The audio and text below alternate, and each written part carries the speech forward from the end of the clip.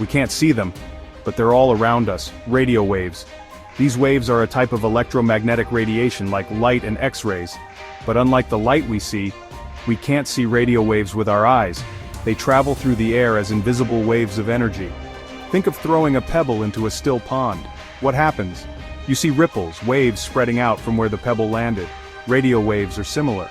They spread out from a source, like ripples in a pond. These waves travel at the speed of light, which is incredibly fast. It's like sending a message from Singapore to London in the blink of an eye. That's how radio stations from far away can reach your ears.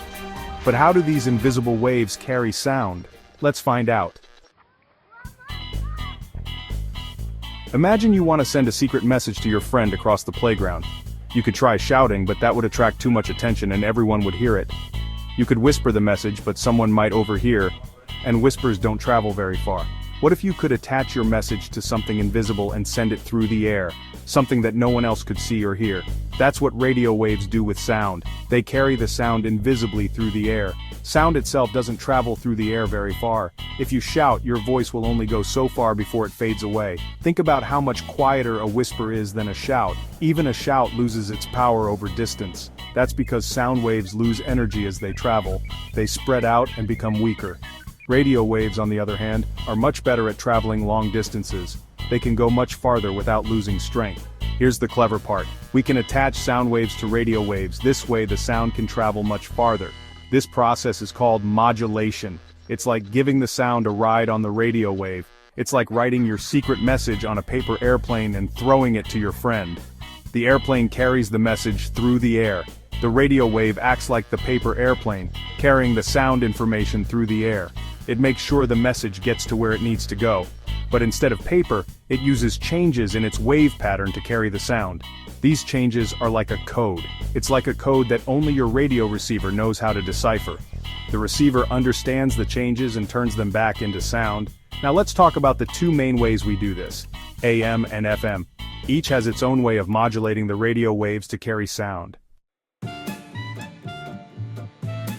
AM and FM are like two different languages that radio waves use to carry sound. These two methods have been the backbone of radio broadcasting for decades, each with its own unique characteristics and advantages. They stand for amplitude modulation and frequency modulation. These terms might sound technical, but they simply describe how the radio waves are manipulated to transmit audio signals. Don't let the big words scare you. It's just about how the radio wave changes to carry the sound. Essentially, it's the method by which the audio information is encoded onto the carrier wave. Imagine a singer holding a microphone. When they sing louder, the amplitude or height of the sound wave gets bigger. This is a simple way to understand how AM radio works. AM radio changes the strength of the radio wave to match the loudness of the sound. This means that the amplitude of the wave varies in direct proportion to the sound signal. Think of it like adjusting the brightness of a flashlight. Brighter light, louder sound. Dimmer light, quieter sound. This analogy helps to visualize how the amplitude modulation works in practice. FM radio is a bit different. Instead of changing the strength, FM changes how frequently the radio wave goes up and down. This method is known for its ability to reduce noise and provide clearer sound quality. This frequency determines the pitch of the sound. Higher frequencies correspond to higher pitches, while lower frequencies correspond to lower pitches. Think of it like stretching or squeezing a spring. Stretching the spring makes the waves further apart, like a low note. Squeezing it makes the waves closer together, like a high note. This is a simple way to understand frequency modulation. AM radio is great for talk shows and news because it's good at carrying clear voices. Its ability to travel long distances makes it ideal for broadcasting over large areas. FM radio is perfect for music because it captures a wider range of sounds and is less affected by noise. This makes it the preferred choice for music lovers who want to enjoy high-fidelity audio.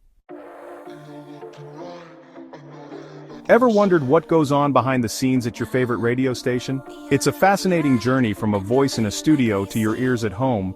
First, there's the studio, where DJs and radio personalities work their magic. They talk, play music, and entertain us with their voices. But how does their voice travel through the air? This is where the transmitter comes in. It's like a powerful amplifier that takes the sound from the studio and combines it with a radio wave. Remember modulation? This is where it happens. Now, the radio wave is ready to be sent out into the world. But it needs a way to reach your radio. That's where the antenna comes in. It's a tall tower that acts like a giant loudspeaker, broadcasting the radio wave in all directions. So, the next time you hear a song on the radio, remember the journey it took from the studio to your ears. It's a fascinating blend of technology and creativity. Section 5. Tuning in, how your radio receiver works. In this section we will delve into the fascinating process of how your radio receiver tunes into specific stations and brings you the music, news, and shows you love. You've sent a letter, but you also need someone to receive it, right? The same principle applies to radio communication. Just as a letter needs a recipient, a radio signal needs a receiver. That's where your radio receiver comes in. It acts as the recipient of the radio waves transmitted by various stations. It's like the other half of this invisible conversation. Without the receiver, the transmitted signals would just be floating in the air, unheard and unappreciated. Inside your radio, there's another antenna, much smaller than the one at the radio station. This tiny antenna is crucial for capturing the signals. This antenna picks up the radio waves that are flying through the air. These waves are invisible but carry the information we want to hear. It's like a net catching butterflies, but instead of butterflies, it's catching radio waves. The antenna is designed to capture these waves efficiently. But remember, these waves are carrying a mix of all sorts of radio stations. The air is filled with a cacophony of signals from different broadcasters. How does your radio know which one to play? This is where the magic of tuning comes into play. That's where tuning comes in. By adjusting the tuning knob, you select the frequency of the station you want to listen to. Each radio station broadcasts on a specific frequency, like a secret code. This frequency is unique to each station. When you tune your radio, you're telling it to only listen for waves with that specific frequency, filtering out all the others. This process ensures you hear only the desired station. Once the receiver has isolated the correct signal, it's time to reverse the modulation process. This step is essential for extracting the audio content from the carrier wave. This separates the sound information from the radio wave. The demodulation process is what allows us to hear the broadcast clearly. Finally, the receiver amplifies the sound, sending it to the speakers, and voila! The amplified sound is what you hear through your radio speakers. You hear your favorite radio program. This entire process happens in a matter of seconds, bringing the world of radio to life in your home. Section 6. Radio to the rescue.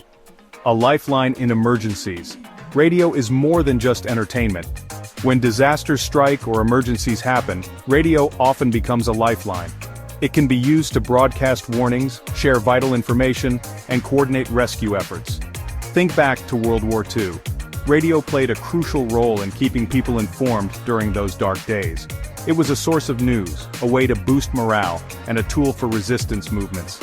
Even today, when natural disasters like floods or earthquakes occur, radio often becomes the most reliable way to communicate. It doesn't rely on internet connections or power grids, which can be fragile during emergencies. Whether it's warning people to evacuate or reuniting families separated by chaos, radio has proven time and again to be an invaluable tool in times of need. Section 7. More than music, radio's impact on society. Radio is more than just a box that plays music and news. It's a powerful medium that has shaped cultures, sparked revolutions, and changed the way we see the world. Think about the first time you heard your favorite song on the radio. Remember the excitement of discovering new artists and musical genres? Radio has introduced us to countless artists and broadened our musical horizons. But it goes beyond music. Radio has been a platform for social change, giving a voice to the voiceless and raising awareness about critical issues. Remember those late-night talk shows that sparked debates and made you think differently about the world? Radio has also been a companion, a source of comfort, and a way to connect with the outside world, especially for people who might be isolated or lonely. Section 8. From airwaves to the internet. Radio's digital journey. Just like everything else, radio has evolved with technology. While traditional radio stations still exist, the internet has opened up a whole new world of possibilities. Internet radio allows anyone with an internet connection to listen to stations from around the globe. It's like having the world's radio stations at your fingertips. You can explore different cultures, languages, and musical genres. And then there are podcasts. These are like pre-recorded radio shows that you can listen to anytime, anywhere. They cover every topic imaginable, from science and history to comedy and true crime. It's like having a personalized radio station tailored to your interests. This digital transformation has made radio more accessible and diverse than ever before. Section 9. The future of radio, still alive and kicking. Some people say that radio is dying, but I disagree. Radio has always been about adapting and evolving. It's survived the invention of television, the rise of the internet, and the explosion of streaming services. Why? Because radio is immediate, it's personal, and it's a powerful way to connect with the world around us.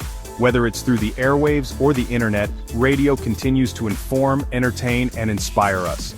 As technology continues to advance, who knows what exciting innovations await the world of radio? But one thing is for sure, radio, in some form or another, will continue to be a part of our lives for many years to come. So the next time you tune into your favorite radio station or listen to a podcast, remember the journey of that sound, the technology behind it, and the enduring power of this amazing medium.